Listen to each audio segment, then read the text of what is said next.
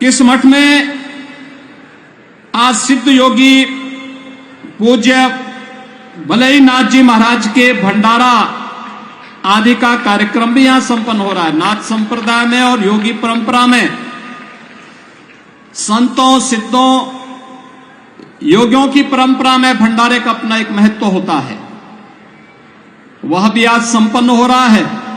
मुझे आपके साथ इस कार्यक्रम में सहभागी होने का अवसर प्राप्त हो रहा है। मैं इसके लिए इस पूरे कार्यक्रम में मुझे यहां पर आने के लिए आमंत्रण देने के लिए केंद्रीय मंत्री माननीय श्री गजेंद्र सिंह शेखावत जी को, श्री मुक्त सिंह जी को, श्री प्रेम सिंह जी को और उनके परिवार के सभी सदस्यों को मैं हृदय से धन्यवाद देता हूं।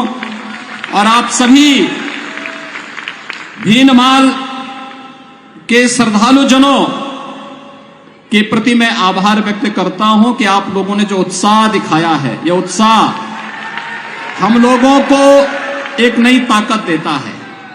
पूरी मजबूती के साथ धर्म के पथ पर चलते हुए अपने कार्यों के निर्वहन करने की एक नई प्रेरणा हम सबको प्रदान करता है।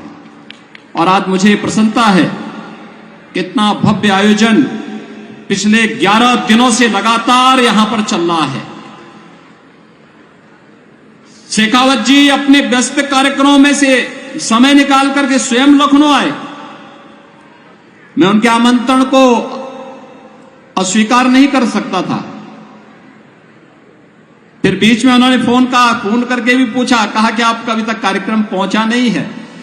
तो मैंने कहा नहीं, अब तो मैं जरूर ही वहां पहुंच रहा हूं, आप चिंता मत करिए। और आज भाइयों बहनों, मुझे आप सबके बीच में आने का सौभाग्य प्राप्त हुआ है। यह 1400 वर्ष पुराना नागभट्ट द्वारा स्थापित भगवान नीलकंठ का यह पवित्र स्थल हम सबको अभिभूत करता है। मुझे अभी महाकवि नागभट्ट की प्रतिमा पर भी माल्यार्पण करने का अवसर प्राप्त हुआ था। और मुझे प्रसन्नता है कि पिछले 15 वर्षों से राव मुक्त सिंह जी ने जिस संकल्प को लिया, वह संकल्प आज इतना भव्य मंदिर के रूप में भीनमाल के श्रद्धालु जनों के लिए, जालौर के श्रद्धालु जनों के लिए, राजस्थान और देश और दुनिया से आने वाले श्रद्धालु जनों के लिए यहां पर भगवान नीलकंठ के इस पवित्र शिवालय के दर्शन करने का इस भव्य मंदिर में अवसर प्राप्त होगा। यह अपने आप में सौभाग्य का अवसर है। कल ही हम लोगों ने देश के 74वें गणतंत्र दिवस का आयोजन संपन्न किया है। आज देश आगे बढ़ रहा है। याद करिए, आजादी के अमृत महोत्सव वर्ष में प्रधानमंत्री मोदी जी ने हम सबको एक संकल्प दिलाया, पूरे देशवासियों को। और संकल्प था अपनी विरासत के एक संकल्प, जो 5 प्रण थे उनमें से एक प्रण था विरासत के प्रति सम्मान का भाव, अपनी विरासत का संरक्षण करना। ये विरासत का ही संरक्षण है। 1400 वर्ष पहले 7वीं शताब्दी में जिस मंदिर की पुनर्स्था, जिस मंदिर की प्राण प्रतिष्ठा का कार्यक्रम संपन्न हुआ, आज उसका एक भव्य रूप राव मुक्त सिंह जी के सहयोग से, उनकी साधना से, आप सबके उत्साह से वह भव्य रूप हम सबको देखने को मिल रहा है। आज जिस प्रकार की एकता इस धार्मिक आयोजन में देखने को मिल रही है, कोई जाति नहीं, कोई मत का भेद नहीं, कोई मजहब का भेद नहीं। भाइयों बहनों, हम सबको अपने दैनिक जीवन में भी इस भाव को अंगीकार करना होगा। हमारा सनातन धर्म भारत का राष्ट्रीय धर्म है। हम सब अपने व्यक्तिगत स्वार्थों से ऊपर उठ करके अपने इस राष्ट्रीय धर्म के साथ जुड़ते हैं। हमारा देश सुरक्षित हो, हमारे मान बिंदुओं की पुनर्स्थापना हो, गौ ब्राह्मण की रक्षा हो। किसी कालखंड में अगर हमारे धर्मस्थलों को अपवित्र किया गया है, उनकी पुनर्स्थापना का एक अभियान चले, और इस अभियान का क्रम आज आप देख रहे होंगे। अयोध्या में 500 वर्षों के बाद प्रधानमंत्री मोदी जी के प्रयास से भगवान राम के भव्य मंदिर के निर्माण का कार्य आज पूरा होने जा रहा है। आप सभी श्रद्धालु जनों ने भगवान राम के भव्य मंदिर के निर्माण में अपना योगदान दिया। आज भारत की भावनाओं के अनुरूप भारत का राष्ट्रीय मंदिर भगवान राम के भव्य मंदिर के रूप में स्थापित हो रहा है, और मुझे बहुत प्रसन्नता है कि भगवान राम के भव्य मंदिर के निर्माण का कार्य और रामलला विराजमान अगले 1 वर्ष के अंदर अपने भव्य मंदिर में होंगे। उससे पहले राजस्थान के इस भव्य मंदिर के पुनरुद्धार का सौभाग्य आज मुझे यहां प्राप्त हुआ है। भाइयों बहनों, 11 दिनों से चल रही आपके यज्ञ की जो ये प्रक्रिया है, धार्मिक अनुष्ठान है, आज वो पूर्णाहुति में इस भंडारे के साथ यहां पर समारोह की ओर अग्रसर हो रही है। लेकिन जितना भव्य और दिव्य परिसर बनाया गया है, इसकी भव्यता, इसकी दिव्यता और इसकी पवित्रता को बनाए रखने की जिम्मेदारी अब राव मुक्त सिंह जी ने भीनमाल के नागरिकों के ऊपर छोड़ी है। वे सब मिलकर के इसको यही भव्य रूप दें।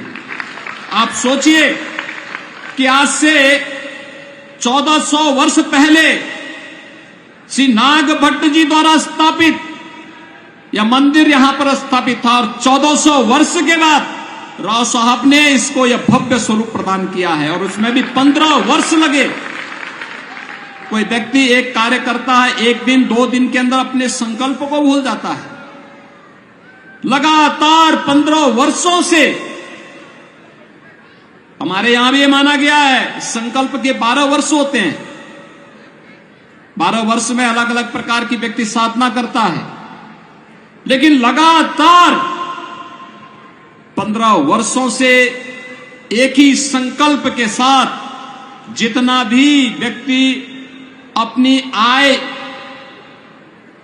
करेगा, उस आय को पूरी तरह समर्पित करेगा भगवान नीलकंठ को। समर्पण का यह भाव, यही तो हमारी पहचान है, क्योंकि धर्म का ऋण हमारे ऊपर हमेशा रहता है।